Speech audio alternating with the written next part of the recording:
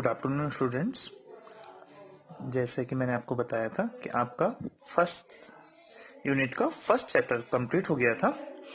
आज हम स्टार्ट करेंगे फर्स्ट यूनिट का सेकंड चैप्टर, वैद्युत फ्लक्स तथा गॉस का प्रमेय। तो इस चैप्टर में आपका पहला टॉपिक है। मैं यहाँ पे आपको टॉपिक डिटेल करूँगा आप लोग, और आपको पेजेस सेंड कर दूंगा या नोट सेंड कर दूंगा। आप लोग वहां से इनको कॉपी करेंगे और डिटेल करेंगे, इनकी परिभाषा लिखेंगे और डिटेल करेंगे। तो हमारा पहला टॉपिक है, इसमें एकांक क्षेत्रफल सदिश। ये ध्यान में रखिए, इनको लाइटली मत लीजिएगा।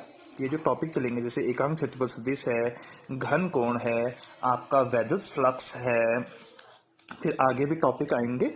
तो ये टॉपिक इस चैप्टर का इंट्रोडक्शन है।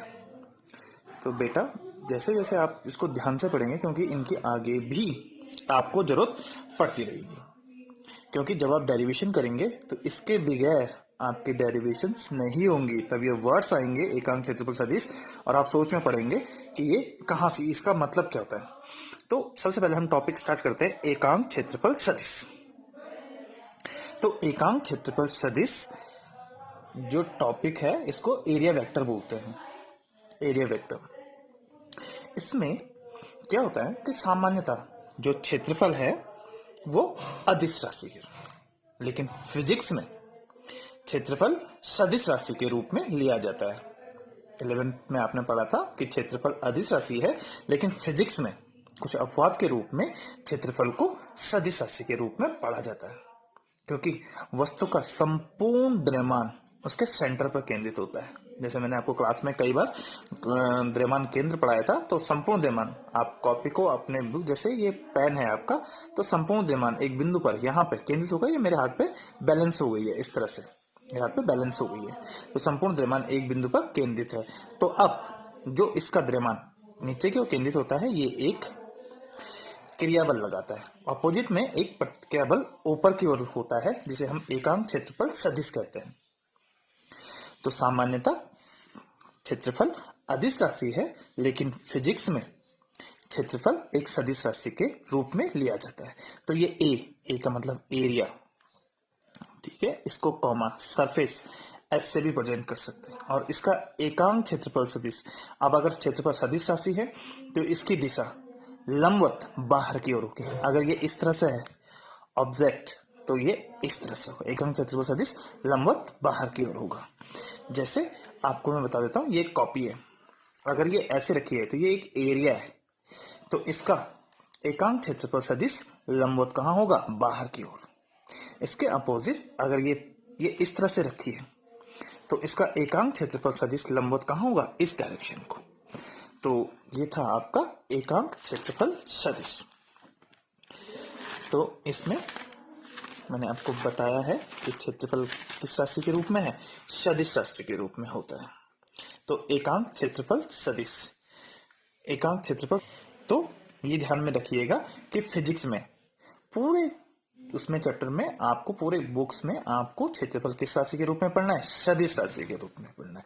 तो मैंने बता दिया आपको कि क्षेत्रफल एक अदिश राशि है, लेकिन फिजिक्स में क्षेत्रफल सदिश राशि होती है। और सदिश राशि कौन सी होती है? सदिश, जिसमें दिशा के साथ, परिमाण के साथ साथ दिशा होती है। तो ये क्षेत्रफल है ए, ये परिमाण है, और इसकी दिशा कहाँ होती है? लंबवत बाहर की ओर होती है। अब ये क्षेत्रफल है ए, तो इसकी दिशा कहाँ होगी? लंबवत बाहर की ओर। ए अगर इस तरह से रखा है तो लंबवत इस। अब अगर यहाँ पे हम छोटा सा क्षेत्रफल लेते हैं, अल्पांश क्षेत्रफल, जो छोटा सा क्षेत्रफल, तो बड़ा क्षेत्रफल एस, तो छोटा क्षेत्रफल हो जाएगा आपका डीएस। और इसका एकांक क्षेत्रफल सदिश लंबवत कहाँ होगा? बाहर की ओर। तो इसको आपके लिखेंगे डीएस से। अब ये डीएस और ये डीएस, या ये ए या ए, इसमें दो अंतर है। ये ए है और ये वेक्टर ए है। इसका मतलब ए परिमाण, क्वांटिटी है, क्षेत्रफल कितने स्क्वायर फुट है, कितने स्क्वायर मीटर है, कितना है, लंबाई चौड़ाई, इनका मल्टीप्लिकेशन करके जो आता है वो परिमाण हो जाएगा, ठीक है। और ये डायरेक्शन है ए, जिसके ऊपर वेक्टर लगा होगा। अगर क्षेत्रफल में आप दिखाते हैं, अगर ए लिखा है तो ए का मतलब वो परिमाण है, और अगर वेक्टर ए लिखा है इसका मतलब वो क्या है, सदिश, उसकी दिशा है, वेक्टर की दिशा है, एकांक क्षेत्रफल सदिश की दिशा है। तो एक टॉपिक आपका है क्षेत्रफल अदिश राशि है, लेकिन फिजिक्स में क्षेत्रफल सदिश राशि के रूप में, जिसमें परिमाण के साथ साथ दिशा भी होती है, और इसका डायरेक्शन एकांक क्षेत्रफल सदिश जिसे बोलते हैं लंबवत कहाँ होता है, बाहर की ओर होता है। तो दूसरा टॉपिक है, इसमें आगे ये काम आएगा घन कोण। कोण होता है जहां पर दो रेखाएं एक दूसरे को प्रतिच्छेद करती हैं, तो प्रतिच्छेद बिंदु, कटान बिंदु के दोनों ओर जो बनते हैं उन्हें कोण कहते हैं। तो ये एंगल होता है, एंगल, एंगल घन कोण। लेकिन घन कोण तो गोलीय पृष्ठ, गोले के केंद्र पर जो कोण अंकित करता है उसे हम घन कोण कहते हैं। इसे ओमेगा से प्रेजेंट करते हैं। ओमेगा, डब्ल्यू नहीं है, ओमेगा, ध्यान से रखिए। घन कोण गोलीय पृष्ठ, संपूर्ण गोलीय पृष्ठ, गोले के केंद्र पर जो कोण अंकित करता है उसे घन कोण ओमेगा कहते हैं। अब ये पूरा गोलीय पृष्ठ है, जैसे आपने लड्डू देखा होगा, तो लड्डू में क्या होता है, मैं आपको, ये है आपका लड्डू है इस तरह से, उसमें लड्डू क्या होता है, छोटे छोटे पार्टिकलों से मिलकर बना होता है। तो एक पार्टिकल हो गया ds, छोटा सा, उसका जो क्षेत्रफल हो गया 6, और पूरे लड्डू का क्षेत्रफल होता है आपका s। तो ऐसे ही जो ये गोलीय पृष्ठ है ये भी छोटे छोटे इस तरह से गोलों से मिलके बना होता है। तो आपको पता है हम फिजिक्स में छोटी राशियों से स्टार्ट करते हैं। तो ये संपूर्ण क्षेत्रफल हो गया आपका s। ध्यान रखिएगा a या s, आप दोनों में से कोई भी ले सकते हैं, तो कंफ्यूज मत होगा। a का मतलब एरिया और s का मतलब है सरफेस, तो दोनों के लिए क्षेत्रफल यूज के लिए दोनों संकेत यूज किए जाते हैं। तो ये कंफ्यूज मत हो जाएगा, आप a से प्रेजेंट क्यों किया है, यहाँ पे s से प्रेजेंट क्यों किया है, तो दोनों एक ही है। a है तो वेक्टर a होगा, ds है तो वेक्टर ds होगा, अगर यहाँ पे s होगा तो यहाँ पे वेक्टर s होगा।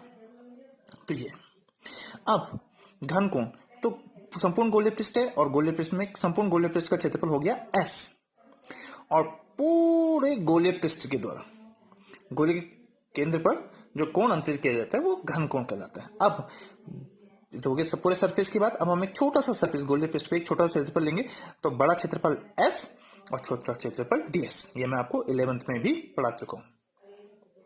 तो बड़ा क्षेत्रफल s और छोटा क्षेत्रफल s ds। तो ये तो गोलीय पृष्ठ गोले के केंद्र पर जो कोण अंकित करता है, तो ये इस जो गोलीय पृष्ठ लिया है हमने, इसका एक सिरा ये है, एक सिरा ये, तो इसके बीच में जो कोण बना है वो आपका क्या कहलाता है, घन कोण। तो देखो, बड़ा क्षेत्रफल बड़ा घन कोण, छोटा क्षेत्रफल छोटा घन कोण, तो ds है तो d ओमेगा। तो गोलीय पृष्ठ गोले के केंद्र पर जो कोण अंकित करता है उसे हम घन कोण कहते हैं। अब ओमेगा घन कोण, कोण बराबर क्या होता है, घन कोण बराबर दूरी बट कोण बराबर चाप बटे त्रिज्या। तो ये जो घन कोण बराबर होता है s अपॉन आर स्क्वायर, कोण बराबर होता है चाप बटे त्रिज्या, और घन कोण बराबर होता है क्षेत्रफल बटे दूरी का स्क्वायर। तो s अपॉन आर स्क्वायर, जहां s क्षेत्रफल है और r रेडियस त्रिज्या, दूरी या त्रिज्या, दूरी बोल सकते हैं, या आप इसको रेडियस त्रिज्या बोल सकते हैं, त्रिज्या। तो omega is equal to s upon r square. तो अब ये गोला है और गोले का क्षेत्रफल होता है 4 पाई आर स्क्वायर, और नीचे ये आर स्क्वायर, तो आर स्क्वायर से आर स्क्वायर कट गया, तो क्या मिला आपको 4 पाई। तो 4 पाई कोण का मात्रक रेडियन और घन कोण का मात्रक स्टेरेडियन। आप दो पूरक राशियां मैंने आपको पढ़ाई है 11th में, कि दो पूरक राशियां थी, 7 मूल राशियां और 2 पूरक राशियां थी, उसमें एक राशि थी कोण और दूसरी राशि थी घन कोण। तो ये था। अब अगर ये छोटा घन कोण लिया है डी ओमेगा, तो ds cos थीटा, इसका कैटेगरी यहाँ पे omega is equal to s upon r square, तो ओमेगा है तो यहाँ पे डी ओमेगा, तो यहाँ पे s के साथ क्या है, ओमेगा के साथ s, तो डी ओमेगा के साथ ds, और ये इसका घटक है एंगल cos थीटा की, इतने कितना एंगल, इतने पृष्ठ पे इसने कितना एंगल अंकित किया है, ये पूरा एंगल है, और यहाँ पे छोटा सा एंगल, ये ds cos थीटा इसका घटक है, तो ds cos theta upon r square. और अगर आपको डी ओमेगा का इंटीग्रल करते हैं तो आपको मैंने पढ़ा रखा है, जैसे ds का इंटीग्रल s, वैसे डी ओमेगा का इंटीग्रल ओमेगा, और ओमेगा इज इक्वल टू 4 पाई। ये आपकी वैल्यू निकल रखेगी। ओमेगा की वैल्यू कितनी होती है? 4 पाई। तो ये अब आते हैं हम वैद्युत फ्लक्स। तो वैद्युत फ्लक्स के बारे में हम बात करते हैं कि वैद्युत फ्लक्स होता क्या है। देखिए, किसी आवेश के चारों ओर का क्षेत्र वैद्युत क्षेत्र।